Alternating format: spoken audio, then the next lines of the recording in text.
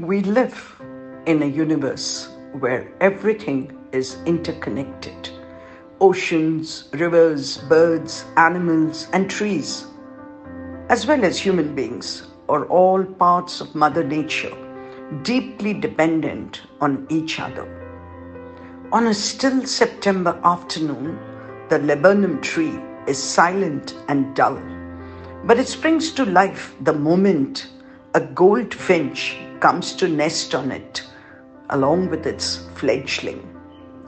Let's witness a strange yet fulfilling relationship in The Laburnum Top by Ted Hughes.